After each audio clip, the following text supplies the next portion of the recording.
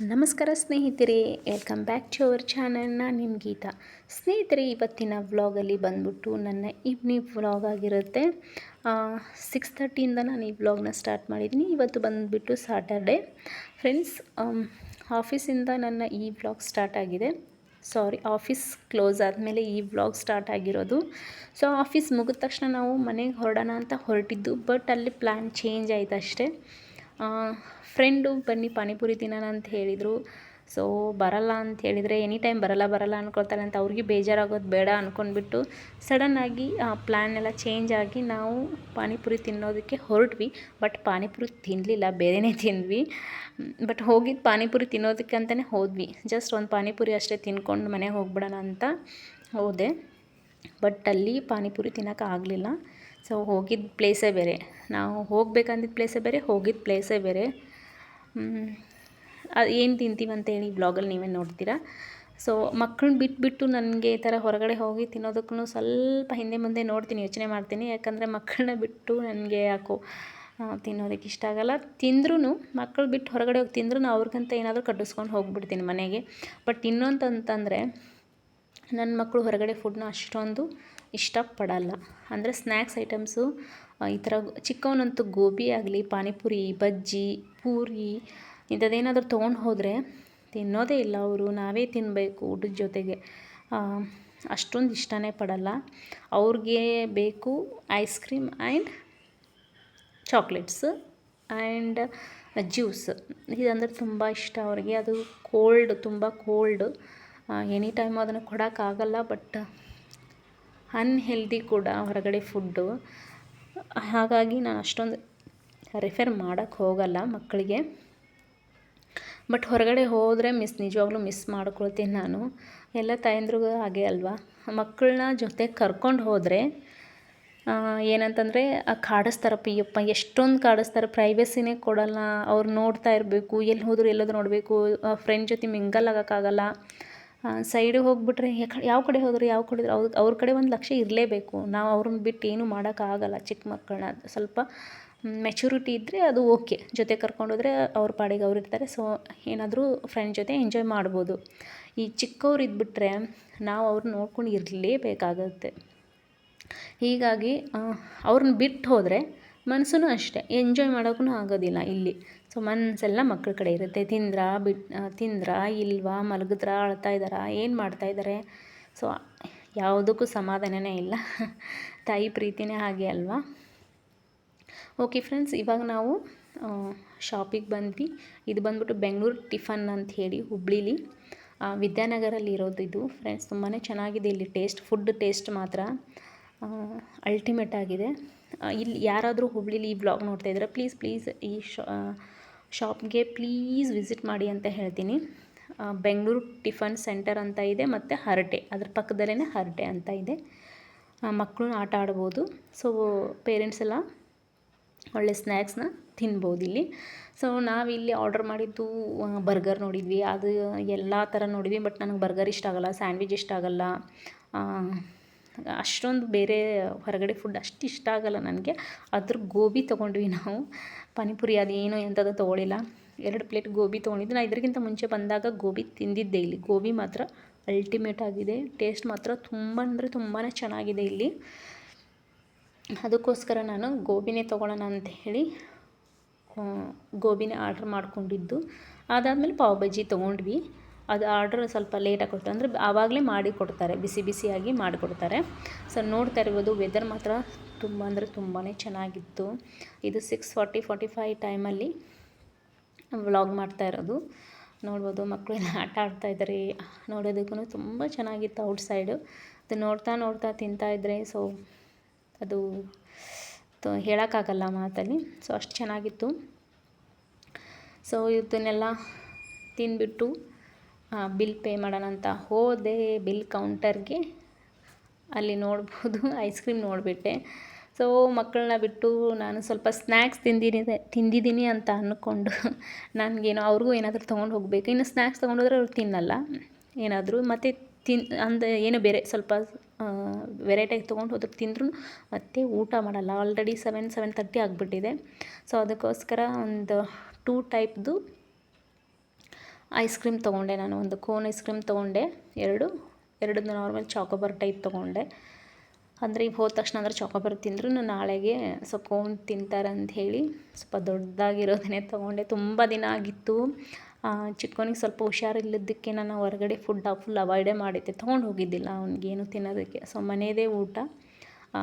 ಅವ್ರು ಸ್ಕೂಲಿಗೆ ಕಟ್ಟಿದ್ರು ಅಷ್ಟೇ ನಾನು ಆ್ಯಪಲ್ ಆಗಲಿ ಸ್ವಲ್ಪ ಎಲ್ದಿ ಫುಡ್ಡನ್ನು ಸ್ವಲ್ಪ ಮಿಕ್ಸ್ ಮಾಡಿರ್ತೀನಿ ಊಟದಲ್ಲಿ. ಆಲ್ಮೋಸ್ಟ್ ಆಲ್ ನಾನು ಬಾಕ್ಸೇ ರೆಫರ್ ಮಾಡ್ತೀನಿ. ರೈಸ್ ಕಟ್ತೀನಿ, ಇಲ್ಲ ಚಪಾತಿ, ಇಲ್ಲ ಜೋಳದ ರೊಟ್ಟಿ, ಈ ಥರ. ನಾನು ಮುಂದಿನ ವ್ಲಾಗಲ್ಲಿ ನಿಮ್ಮ ಜೊತೆ ಶೇರ್ ಮಾಡ್ಕೊಳ್ತೀನಿ ಯಾವ ಥರ ಬಾಕ್ಸ್ನ ರೆಡಿ ಮಾಡಿ ನನ್ನ ಮಕ್ಕಳಿಗೆ ಕಟ್ಟಿ ಕಳಿಸ್ತೀನಿ ಅಂತೇಳಿ. ಸೊ ಬೆಳಗ್ಗೆ ಮಾಡೋದು ಸ್ವಲ್ಪ ಕಷ್ಟನೇ, ಇಬ್ರಿಗೂ ರೆಡಿ ಮಾಡಬೇಕು, ನಾನು ಎದ್ದೇಳೋದಿಲ್ಲ ಅಂತಾರವರು ಬೆಳಗ್ಗೆ. ಸೊ ಅವ್ರನ್ನ ಎಬ್ಬಿಸಿ ಅವ್ರಿಗೆ ರೆಡಿ ಮಾಡಿ ಸ್ವಲ್ಪ ಏನಾದರೂ ತಿನ್ನಿಸಿ ನನ್ನ ದೊಡ್ಡದೊಂದು ಸಾಹಸನ ಆಗುತ್ತೆ. ಬೆಳಗ್ಗೆ 8:30ವರೆಗೂ ನಾನು ಫುಲ್ ಬ್ಯುಸಿ ಆಗಿಬಿಡ್ತೀನಿ.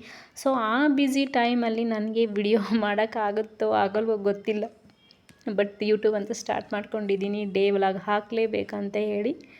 ನೋಡೋಣ ಫ್ರೆಂಡ್ಸ್, ನಿಮ್ಮ ಸಪೋರ್ಟು ನನಗೆ ತುಂಬಾ ಇಂಪಾರ್ಟೆಂಟ್ ಆಗುತ್ತೆ. ಪ್ಲೀಸ್ ಸಪೋರ್ಟ್ ಮಾಡಿ ಅಂತಲೇ ಕೇಳ್ಕೊತೀನಿ. ಅಲ್ಲಿಂದ ಹೊರಟ್ವಿ ನಾವು, ಐಸ್ ಕ್ರೀಮ್ ಅದು ತೊಗೊಂಡು ಹೊರಟ್ವಿ.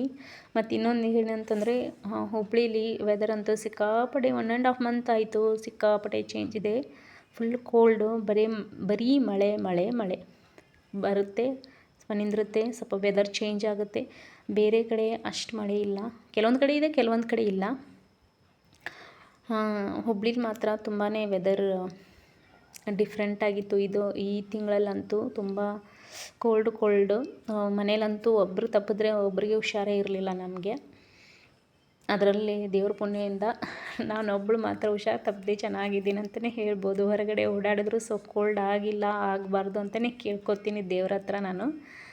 ಸೊ ಚಿಕ್ಕವನಿಗಂತೂ ಮೇಲೆ ಹುಷಾರು ಇರಲಿಲ್ಲ ಫ್ರೆಂಡ್ಸ್, ಈಗ ಹುಷಾರಾಗಿದ್ದೇನೆ. ಆದರೂ ನಾನು ಐಸ್ ಕ್ರೀಮ್ ತೊಗೊಂಡೋಗ್ತೀನಿ, ತುಂಬ ದಿನದಿಂದ ತೊಗೊಂಡು ಹೋಗಿರಲಿಲ್ಲ ಅಂಥೇಳಿ ಸೊ ತೊಗೊಂಡು ಬಂದಿದ್ದೀನಿ. ಆ ಮಮ್ಮಿ ಬೈತಾರೆ ಐಸ್ ಕ್ರೀಮ್ ತಂದಿದೆ ಅಂತೇಳಿ, ಆದರೂ ತೊಗೊಂಡು ಹೋಗಿದ್ದೀನಿ. ಮನೆ ಬಂದುಬಿಡ್ತು ಫ್ರೆಂಡ್ಸ್. ಇನ್ನೊಂದು ಏನಂತಂದರೆ ನನಗೆ ಮನೆ ಆಫೀಸ್ ಹತ್ರನೇ ಇರೋದು, ವಾಕೇಬಲ್ ಡಿಸ್ಟೆನ್ಸ್, ಅಷ್ಟು ದೂರ ಇಲ್ಲ. ಆಫೀಸ್ ಫ್ರೆಂಡ್ಸೇ ನನಗೆ ಬಂದು ಡ್ರಾಪ್ ಮಾಡ್ತಾರೆ.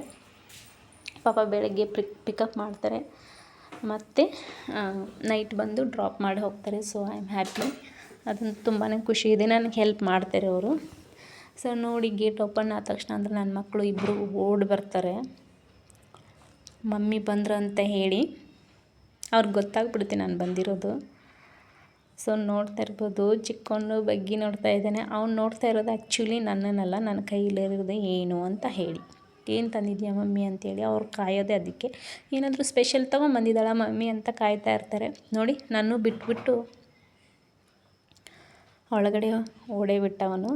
ಸೊ ಹೋಗಿ ಅದನ್ನೆಲ್ಲ ಓಪನ್ ಮಾಡ್ತಿರ್ತಾರೆ ಇವಾಗ. ನೋಡಿ, ಅದು ಏನಿದೆ ಅಂತ ಇಬ್ಬರು ತೆಗಿತಾ ಇರ್ತಾರೆ. ನಾ ತೆಗಿಲ್ಲ ನೀ ತೆಗಿಲ್ಲ ಅಂತ ಹೇಳಿ ಇಬ್ಬರು ಜಗಳ ಮಾಡ್ತಾನೆ ಇರ್ತಾರೆ. ಆಮೇಲೆ ಅವನಿಗೆ ಇವಾಗ ನೋಡಿದ ತಕ್ಷಣ ಎಷ್ಟು ಖುಷಿ ಪಡ್ತಾನೆ ನೋಡಿ ಫ್ರೆಂಡ್ಸ್. ನೋಡಿ, ಚಿಕ್ಕವನಿಗಂತೂ ಸಿಕ್ಕಾಪಟ್ಟೆ ಖುಷಿ. ಅವನಿಗೆ ಐಸ್ ಕ್ರೀಮ್ ಅಂತಂದರೆ ಹೇಳೋಕ್ಕೆ ಆಗಲ್ಲ, ಅಷ್ಟು ಖುಷಿ ಪಡ್ತಾರೆ ಅವರು ಐಸ್ ಕ್ರೀಮ್ ಅಂತಂದರೆ. ನಾನೇನು ಹೇಳಿಲ್ಲ ಅವ್ರಿಗೆ, ದೊಡ್ಡದು ತೆಗ್ದಿಡಿ, ಚಿಕ್ಕದಷ್ಟೇ ತಿನ್ಕೊಳ್ಳಿ ಅಂತ ಹೇಳಿ. ಸೊ ಅವರೇ ಅರ್ಥ ಮಾಡಿಕೊಂಡು, ದೊಡ್ಡದು ಮಮ್ಮಿ ನಾನು ನಾಳೆ ತಿಂತೀವಿ, ಸೊ ಚಿಕ್ಕದು ಮಾತ್ರ ಇವಾಗಲೇ ತಿಂತೀವಿ ಮಮ್ಮಿ ಅಂತ ಹೇಳಿ ತಾವೇ ಅರ್ಥ ಮಾಡಿಕೊಂಡ್ರು. ಸೊ ದೊಡ್ಡವನು ಮೊದಲು ಅದನ್ನೇ ಚಿಕ್ಕವನು ತಿಂದ್ಬಿಡ್ತಾನೆ, ತಮ್ಮ ತಿಂದ್ಬಿಡ್ತೀನಿ ಅಂಥೇಳಿ ಫಸ್ಟ್ ಹೋಗಿ ಅದನ್ನು ಫ್ರಿಜ್ಜಲ್ಲಿ ಇಟ್ಬಿಟ್ಟ. ಅದನ್ನು ದೊಡ್ಡದನ್ನು ಕೋನ್ ಐಸ್ ಕ್ರೀಮ್ನ ನೋಡಿ ಇಟ್ಬಿಟ್ಟು ಓಡೋದ ತಿನ್ನೋದಕ್ಕೆ. ನೋಡಿ ಫ್ರೆಂಡ್ಸ್, ತಂದುಬಿಟ್ಟು ಹೆಂಗೆ ಇಟ್ಕೊಂಡಿದ್ದಾನೆ. ಅದನ್ನು ನಾಳೆ ನಾನು ವಾಪಸ್ ನೋಡೋಷ್ಟರಲ್ಲಿ ಅಲ್ಲಿ ಇರಲ್ಲ, ಅದು ಅಷ್ಟೇ ತಿಂದು ಖಾಲಿ ಮಾಡಿಬಿಟ್ಟಿರ್ತಾರೆ. 11-12 ಗಂಟೆ ಅನ್ನೋಷ್ಟರಲ್ಲಿ ಅದು ಖಾಲಿ ಆಗಿಬಿಟ್ಟಿರುತ್ತೆ. ಸೊ ನಾನು ಫ್ರೆಶ್ ಅಪ್ ಎಲ್ಲ ಮುಗಿಸ್ಕೊಂಡು ಅವ್ರಿಗೆ ಹೋಮ್ವರ್ಕ್ ಮಾಡಿಸ್ಬೇಕಲ್ಲ ಫ್ರೆಂಡ್ಸ್. ಸೊ ಹೋಮ್ವರ್ಕಿಗೆ ಕೂತ್ಕೊಂಡೆ. ಚಿಕ್ಕವನಿಗೆ ಅವನು LKG ಓದೋದು ಚಿಕ್ಕವನು, ದೊಡ್ಡವನು ಬಂದುಬಿಟ್ಟು 2nd ಸ್ಟ್ಯಾಂಡರ್ಡ್ ಓದ್ತಿರ್ತಾನೆ. ಅವನಿಗೂ ರೈಮ್ಸ್ ಓದಿಸೋದಿತ್ತು ಚಿಕ್ಕವನಿಗೆ, ಅವನಿಗೂ ರೈಮ್ಸ್ ಓದಿಸ ಇವನಿಗೂ ಸ್ವಲ್ಪ ಹೇಳ್ಕೊಡ್ತಾ ಇದ್ದೆ ದೊಡ್ಡವನಿಗೆ. ಸ್ವಲ್ಪ ಹೊತ್ತು 1.5 ಅವರ್ ಇವ್ರಿಗೆ ಹೋಮ್ವರ್ಕ್ ಮಾಡಿಸ್ದೆ. ಸೊ ಇವ್ರಿಗಂತ ನಾನು ಟೈಮ್ ಕೊಡಲೇಬೇಕಾಗತ್ತೆ. ಬೆಳಗ್ಗೆಯಿಂದ ಸಾಯಂಕಾಲವರೆಗೂ ನಾನು ಇರೋದಿಲ್ಲ ಇವ್ರ ಜೊತೆ. ಬೆಳಗ್ಗೆ 10 ಗಂಟೆಗೆ ಹೋದರೆ ಸಾಯಂಕಾಲ 6:30ವರೆಗೂ ನಾನು ನನ್ನ ಮಕ್ಕಳ ಜೊತೆ ಇರಲ್ಲ. ಸೊ ಅದಕ್ಕೋಸ್ಕರ ಒಂದು ಹಾಫ್ ಆನ್ ಅವರ್ ಆದರೂ ಇವ್ರ ಜೊತೆ ನಾನು ಆಟ ಆಡಲೇಬೇಕು. ಸೊ ಟೈಮ್ ಸ್ಪೆಂಡ್ ಮಾಡಲೇಬೇಕು. ಮಕ್ಕಳ ಜೊತೆ ಟೈಮ್ ಸ್ಪೆಂಡ್ ಮಾಡದೇ ಇದ್ದರೆ ಹೇಗೆ ಹೇಳಿ, ಮಾಡಲೇಬೇಕಾಗತ್ತೆ. ಸೊ ಅವ್ರ ಜೊತೆ ಏನೋ ಒಂಥರ ಖುಷಿ, ಒಂದು ಹಾಫ್ ಆನ್ ಅವರ್ ಅವ್ರ ಜೊತೆ ಟೈಮ್ ಸ್ಪೆಂಡ್ ಮಾಡಿಬಿಟ್ರೆ. ಸೊ ಇದಾದಮೇಲೆ ನಾನು ಊಟ ಮುಗಿಸ್ಕೊಂಡೆ, ಇವ್ರ ಜೊತೆ ಆಟ ಆಡಿ. ಸೊ ಅದು ವಿಡಿಯೋ ಮಾಡೋಕ್ಕಾಗಲಿಲ್ಲ, ಯಾಕಂದರೆ ಅವರಿಬ್ಬರಿಗೂ ಊಟ ಮಾಡಿಸ್ಬೇಕಾಗಿತ್ತು. ಅದಕ್ಕೆ ಮಾಡಿಸ್ತಾ ನನಗೆ ವಿಡಿಯೋ ಮಾಡೋಕ್ಕಾಗಲಿಲ್ಲ. ಸೊ ಅದಕ್ಕೋಸ್ಕರ ಅದು ಸ್ಕಿಪ್ ಆಯಿತು ಅಷ್ಟೇ. ಇವ್ರ ಜೊತೆ ಎಲ್ಲ ಆಟ ಆಡಿದಾದ್ಮೇಲೆ ಊಟ ಮಾಡಿಸಿ ಇವ್ರನ್ನೂ ಮಲಗಿಸ್ಬಿಟ್ಟು ನಮಗಂತ ಟೈಮ್ ಕೊಟ್ಕೊಳ್ಬೇಕಲ್ಲ ಫ್ರೆಂಡ್ಸ್. ನನಗಂತ ಟೈಮ್ ಕೊಟ್ಕೊಳ್ತೀನಿ ನಾನು. ಸೊ ಇವ್ರನ್ನೆಲ್ಲ ಮಲಗಿಸಿ ಆದಮೇಲೆ ನನಗೆ ಸ್ವಲ್ಪ ಬುಕ್ ಓದೋ ರೂಢಿನೂ ಇದೆ. ಸೊ ನಾನು ಯಾವ ಬುಕ್ ಓದ್ತಾ ಇದ್ದೀನಿ ಅಂತ ನೀವೇ ನೋಡಿ ಫ್ರೆಂಡ್ಸ್. ನನ್ನ ಇವತ್ತಿನ ರೂಟೀನ್ ಇದಾಗಿತ್ತು ಫ್ರೆಂಡ್ಸ್. ನೋಡಿ, ನಾನು ಓದುವ ಬುಕ್ ಬಂದ್ಬಿಟ್ಟು ಅಂತರಂಗ ವಿಜ್ಞಾನ ಅಂತ ಹೇಳಿ. ನಾನು ಈ ಬುಕ್ನ ಓದೋದು ಸದ್ಗುರು ಅವ್ರದ್ದು. ತುಂಬ ಚೆನ್ನಾಗಿದೆ ಫ್ರೆಂಡ್ಸ್. ನಾನು ಇದೇ ಥರ ಯೂಟ್ಯೂಬ್ ವಿಡಿಯೋದಲ್ಲಿ ನೋಡಿ ನಾನು ಇದನ್ನು ಸ್ವಲ್ಪ ಇಂಪ್ರೆಸ್ ಆಗಿ ತರಿಸ್ಕೊಂಡಿದ್ದೀನಿ. ಸೊ ಸ್ವಲ್ಪ ಓದಿದ್ದೀನಿ. ನಾನು ಬರೋ ಮುಂದೆ ವ್ಲಾಗಲ್ಲಿನೂ ಕೂಡ ನಾನು ನಿಮ್ಮ ಜೊತೆ ಶೇರ್ ಮಾಡ್ತೀನಿ ಏನಿದೆ ಏನಿಲ್ಲ ಅಂತ. ನಾನು ಎದಕ್ಕೋಸ್ಕರ ಇದನ್ನು ತರಿಸ್ಕೊಂಡೆ ಅಂತ ಎಲ್ಲ ಬರುವ ಮುಂದಿನ ವ್ಲಾಗಲ್ಲಿ ನೀವು ಖಂಡಿತವಾಗ್ಲಿ ತಿಳ್ಕೊತೀರ ನನ್ನ ಬಗ್ಗೆ. ಇದಾದಮೇಲೆ ನಾನು ಸ್ವಲ್ಪ ಒಂದು ಹಾಫ್ ಆನ್ ಅವರ್ ಓದ್ತೀನಿ ಅಷ್ಟೇ. ಇಲ್ಲ ಅಂದ್ರೂ ಸ್ವಲ್ಪ ಸುಸ್ತಾಗಿದ್ರು ಒಂದು 20 ಮಿನಿಟ್ಸ್ ಆದರೂ ಓದ್ಕೊಂಡು ಮಲಗ್ತೀನಿ ನಾನು. ಸೊ ಇದು ಓದಿದಾದ ತಕ್ಷಣ ಅಂತಂದರೆ ನಾನು ಹಾಸಿಗೆ ಎಲ್ಲ ರೆಡಿ ಮಾಡಿಕೊಂಡೆ. ಹಾಸಿಗೆ ಎಲ್ಲ ರೆಡಿ ಆದಮೇಲೆ ಸ್ವಲ್ಪ ಒಂದು 5 ನಿಮಿಷ ಬೆಡ್ ಮೇಲೆ ಕೂತ್ಕೊಳ್ತೀನಿ, ಅಂದರೆ ಹಾಸಿಗೆ ಮೇಲೆ ಕೂತ್ಕೊಳ್ತೀನಿ. ಇನ್ನೊಂದು ಏನಂತಂದರೆ ನಾನು ಹಾಲಲ್ಲೇ ಮಲಗೋದು. ರೂಮಲ್ಲಿ ಮಲ್ಕೊಂಡ್ಬಿಟ್ರೆ ಮುಗಿದೋಯ್ತು. ನಾನು ಬೆಳಿಗ್ಗೆ ಬೇಗ ಹೇಳಲ್ಲ ಅಂತೇಳಿ ಬೇಗ ಎದ್ದೇಳೇಬೇಕು ನಾನು ಮಾರ್ನಿಂಗ್. ಸೊ ಎದ್ದೇಳಲ್ಲ ಅಂತ ಅಂದ್ಕೊಂಡು ನಾನು ಏನು ಮಾಡ್ತೀನಿ, ಸೊ ಹಾಲಲ್ಲೇ ಮಲಗ್ತೀನಿ ಹಾಸ್ಕೊಂಡ್ಬಿಟ್ಟು. ಅಲ್ಲೇ ಸ್ವಲ್ಪ ರಿಲ್ಯಾಕ್ಸ್ ಆಗಿ ಮೆಡಿಟೇಷನ್ ಮಾಡ್ತೀನಿ ನೈಟ್ ಹೊತ್ತು ಬೆಡ್ ಮೇಲೆ ಕೂತ್ಕೊಂಡು ಒಂದು 10 ನಿಮಿಷ. ಸೊ ನಿಧಾನವಾಗಿ ಕಣ್ಣು ಮುಚ್ಕೊಂಡು ನಿಧಾನವಾಗಿ ಉಸಿರಾಡ್ತಾ ಸ್ವಲ್ಪ ಅಫರ್ಮೇಷನ್ ಮಾಡಿಕೊಂಡು ದೇವ್ರ ಹತ್ರನೂ ಬೇಡಿಕೊಂಡು ಅವತ್ತಿನ ದಿನ ನಂದು ಎಂಡ್ ಆಗುತ್ತೆ ಫ್ರೆಂಡ್ಸ್. ಈ ವ್ಲಾಗ್ ನಿಮಗೆ ಇಷ್ಟ ಆದರೆ ಪ್ಲೀಸ್ ಲೈಕ್ ಮಾಡಿ, ಶೇರ್ ಮಾಡಿ, ಮತ್ತು ಹೇಗೆ ಅನ್ನಿಸ್ತು ಅಂತ ಕಮೆಂಟ್ ಕೂಡ ಮಾಡ್ಬೋದು ಫ್ರೆಂಡ್ಸ್ ನೀವು. ಮತ್ತು ನಾನು ಮುಂದಿನ ವ್ಲಾಗಲ್ಲಿ ಸಿಗ್ತೀನಿ. ಅಲ್ಲಿವರೆಗೂ ಟೇಕ್ ಕೇರ್, ಬಾಯ್.